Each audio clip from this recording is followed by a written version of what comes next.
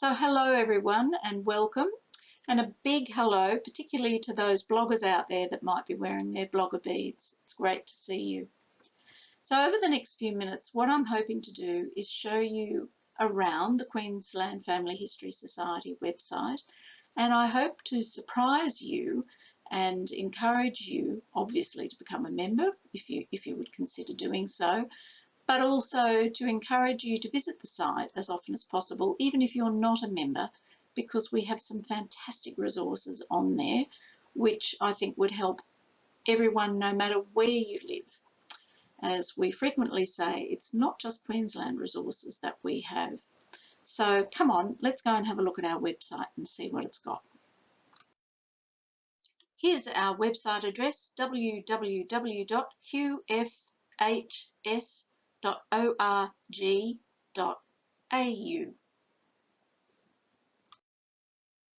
And here we are on the website. You can see up the top here that we're not logged in. If you are a member, you might choose to log in at this point and save yourself a bit of trouble later. Otherwise, as you start to access restricted or member-only material, you'll be prompted by the system to log in. So what I recommend you have a look at first as a non-member is go to the Online Access tab, and we're looking for the Global Keyword Search. And here it is, Global Keyword Search. Just underneath it, you'll see data sets by category. And I think that's really important to look at first, just so that you get a sense of how many records there are across these data sets, all the different subject areas, and the breadth and depth of coverage in the records that we have online. So here we are at the top of the list of all the data sets. And I thought what I might do is just highlight a few of them with you so that you just start to get a sense of the fact that this really is a window to the world. These aren't just data sets about Queensland. Yes, by and large they are. But anyway, let's have a talk about this first one, the George Bond photographic collection. Who was George Bond? Well, he was actually a monumental mason, and he collected lots of photographs from both Queensland, but people started to send him photos of cemetery headstones from interstate and overseas, and the collection started to get a little bit out of hand basically, and so he brought the collection to us in 1996 and said that we could have it as long as we preserved it and made it accessible to everybody. So we hope we've fulfilled those requirements. And indeed, this collection comprises photographs of thousands of cemetery headstones, predominantly from Queensland, but you should know that there are many from New South Wales, South Australia, Tasmania, Victoria, and Western Australian cemeteries as well. What you'll notice as you scroll down this list of data sets is that some of them have a green asterisk beside them, and that means that anyone can access the content in these data sets. You don't have to be a member of the Queensland Family History Society to do so. So let's have a look at the Queensland women's suffrage petitions. Using global keyword search, I've searched for some ancestors of my husband's. So you can see I've found two doors in the Queensland Women's Suffrage Petitions dataset, one Alice and the other Edward. Now you may very well think surely Edward wasn't a woman, and you'd be right. So in fact in 1894 two suffrage petitions were presented to the Parliament in Queensland, a women's one with 7,781 signatures, and also a men's suffrage petition which had 3,575 signatures. And then a little bit later in 1897 there was what's called the WCTU suffrage petition, which was the Women's Christian Temperance Union. And so let's see what happens when we actually click on the image over here on the right. Isn't that special? Can you see the signatures of Edward Dorr of Tingalpa and Alice Sophia Dorr from memory, also of Tingalpa, husband and wife? So in each case, these signatures were collected at mass meetings and by walking along streets.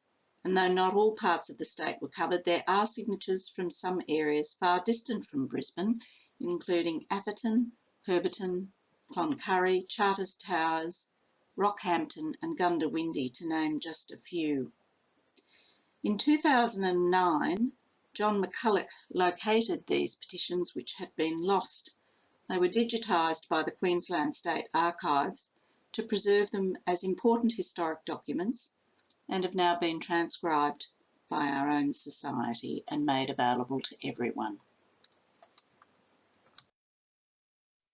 Here's another set of records, the Army Index from 1787. Do you know if your ancestor was an officer in the British Army? Of course, the British Army served all over the world, not just England, Scotland, Ireland and Wales, but America, places like Barbados and Jamaica, Nova Scotia, Quebec, Africa, the East Indies. This Army Index was published by the War Office in 1787 and includes 9,516 names that are indexed, including 4,200 officers on half pay. So that's well worth searching, no matter where you live. We also have the Queensland Passports Index, 1915 to 1925. And yes, while most of the people listed in here had an address in country or in the city, Queensland, there are also some amazing addresses from places like, yes, Sydney and Murwillumbah, but lots of overseas addresses as well, including places like Canada, Solomon Islands, New Zealand, Fiji, China, Singapore. So you're starting to see that while some of these records might be headed Queensland, indeed your relatives or ancestors may have come to Queensland unbeknownst to you, and they're well worth checking. The last series of records is probably well known to many of you here, but just in case you don't know about the Emigrants from Hamburg list, this database provides a searchable index to all the available departure lists for ships from Hamburg to ports not only in Australia but to New Zealand during that particular period. And it records the name and the former place of residence, age, occupation, ship, destination and the departure year for more than 40,000 emigrants.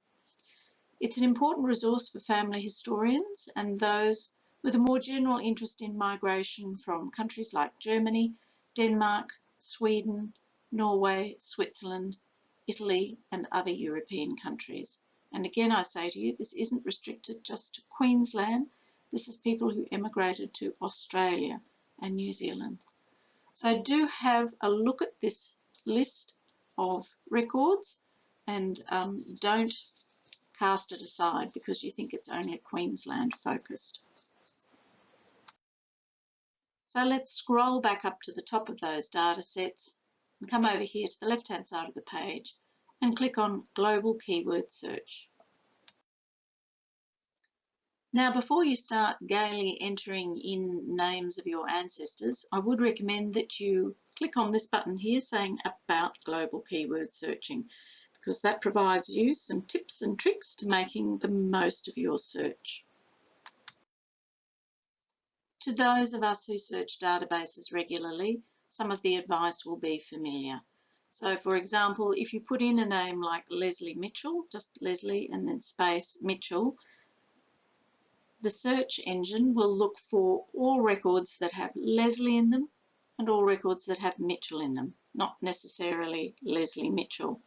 If you put an asterisk between the two names, it will look for those words in that order. Yes, order is important, and as we know, records aren't always in first name, surname order, So it's well worth looking for Mitchell * Leslie as well. Anyway, have a look at that so that you're familiar with how to do the best possible search.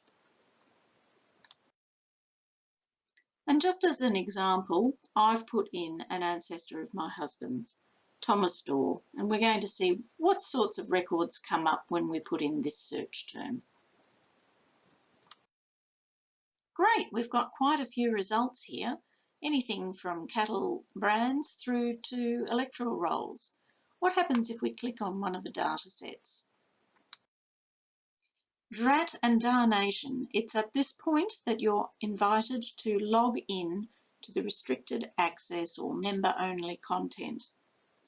But at least as a non-member, you know that there are potentially some records there. And if you wanted to pursue the matter further, give the Society a call, talk to one of our lovely volunteers in the library, and see if perhaps they can do a quick lookup for you. So what else can you access as a non-member on our website? Well, I'm delighted to inform you that you can search our library's catalogue on the website. You can access that by clicking on our Resources tab and then scroll over here to the left. Can you see where it says Catalogue Search? Click on that. That will take you through to this page, and just click on the Library Catalogue button again here. This will open a new window for our V-Library catalogue. And you can search by title, author, subjects. Keep in mind this is a marvellous tool for you to plan a research trip from home, so that when you come to the library you're ready to search our print library or indeed any of our other resources. Keep in mind that this catalogue covers our whole library, so it will bring up all sorts of results from computer resources to maps to books and so on.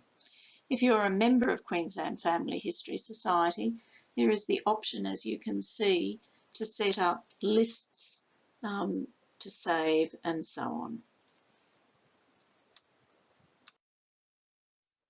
The other thing you can access on our website as a non-member is snippets. Just down here at the bottom left, snippets is our e-newsletter which gets sent out once a month.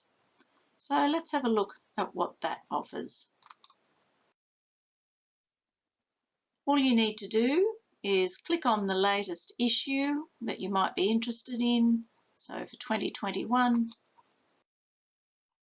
there we are. That's the issue from January. And I hasten to add again, this is not just Queensland material, but of course of interest to Australians and indeed those researching overseas. It's basically all the bits and pieces that we can find out of interest to family historians. Last but not least, if you're new to family history, we've also set up a page of useful web links for those of you still navigating your way around the big old World Wide Web and trying to find all sorts of things. So if you just click on that, you'll find links to all the registry offices around Australia and also other resources like state and national archives. We've also provided some links to websites of international significance that we think you'll need in your journey with this obsessive hobby. We really hope that this has whetted your appetite for more, and if you decide you'd like to access the member-only material, we would really be delighted if you joined us. To do so, just click on the tab Join Us and you can join online. Keep in mind the Society is run by volunteers and setting up access to the databases won't be instant. It might take a few days. But of course, if you have any concerns, please don't hesitate to contact us to follow up. So let's have a look now at the difference in access for members of Queensland Family History Society. Perhaps the greatest draw card for new members or those considering membership of Queensland Family History Society is the access that you can have to all the subscription databases you could dream of. Ancestry, Find My Past, The Genealogist, My Heritage, and Irish Ancestors. It really is a window to the world. Another reason many people join the Society is to access all our workshops and courses at a discounted price. And these, in the current climate, we are delivering via Zoom. And indeed, I want to add at this point that our members' meetings are open to everyone, members and non-members included, again delivered by Zoom. Hopefully in the future we'll also, when things improve, be able to deliver these in a more hybrid situation. So those of us who want to stay at home in the evenings can still participate. But for all of us, at some stage, we lead quite busy lives with lots of commitments, and it can be frustrating that we miss out on a particular workshop because of other commitments. For those speakers that have let us, we have been able to put their PowerPoint presentations, for example, up on our website here.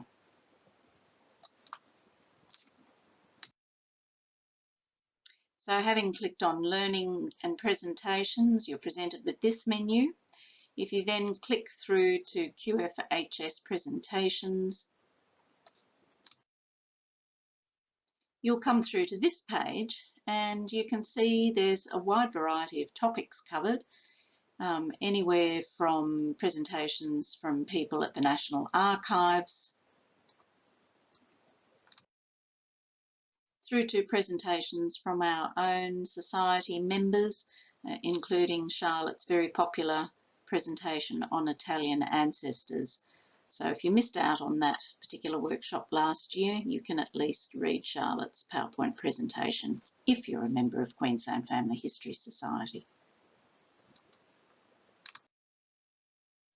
Back on that Learning and Presentations page, you would also have noticed these special interest groups listed. And the special interest groups really are the treasure of the Society. This is where you can meet with like-minded individuals that are researching a particular aspect of family history. And we've captured the intelligence gleaned during those meetings also on our website. Here is the page for the Central European group. Now, if you wanted to see what these SIGs were like with view to joining the Society, you'll notice often on the pages that there is a convener listed, and in this case for the Central European group it's Eric Kapitke. If you just clicked on Eric's name, that will take you through to his email address, and you can email the convener and say, would you mind if I just joined the next Zoom session to see what it's like and whether it's useful, and I'm sure you'll be welcomed with open arms. So you can see here that Eric has listed a number of resources that are useful to people who are trying to find out about their ancestry in Europe. This is the page for the Welsh Interest Group. You can see here that Charlotte is the convener, and she's put her PowerPoint presentations from the meetings held in previous years for you to access as a member. My personal favourite as a librarian is the access to the news and journals that you can find through the Online Access tab. If you click on that, you'll come through to this page, and you can see here we've got snippets that we spoke about before, also the Society's award-winning journal, the Queensland Family Historian. But the real treasure is this, talk about window to a world. Click on subscription journals and see what you'll find. As a family history society, QFHS receives journals from all over the world from other family history societies. And if you're interested, we'll send you an email probably once a fortnight or so just to let you know which journals have come in. So for example, if we click on any of these, this gives you an example that just for one particular week we've received about a dozen journals, anywhere from Lancashire and London right through to Caloundra, Wales and so on. Well, that just about brings us to the end of this presentation, and I hope that it's given you just a taste of what our website has to offer you as a non-member, and of course so much more as a member of the Society. As the Facebook coordinator for QFHS, I'd be really chuffed if you liked our page, and that's a way to keep in touch with all that's going on here. Of course, what we would really love for you to do is, if you have an opportunity, to come in and see our library at Gaythorne. As many of us like to say, it's not all online, and we'd really hate you to miss out on some very valuable resources, particularly in our print library, which we often consider the jewel in the crown. We also have a small lending collection of popular titles which we know you probably want to take home and have a bit of leisure to read rather than being under pressure in the library. But as far as I'm concerned, the real jewel in the crown is our gorgeous volunteers who are happy to help and really want to make the most of your visit to our library. I've met so many wonderful people at the Society over the years that I've been a member, and I'd hate you to miss out on these sorts of connections. A big thank you to you for taking the time to look at this presentation today. If you want to find out any more information, here are our contact details. We hope you enjoy the rest of Family History Down Under.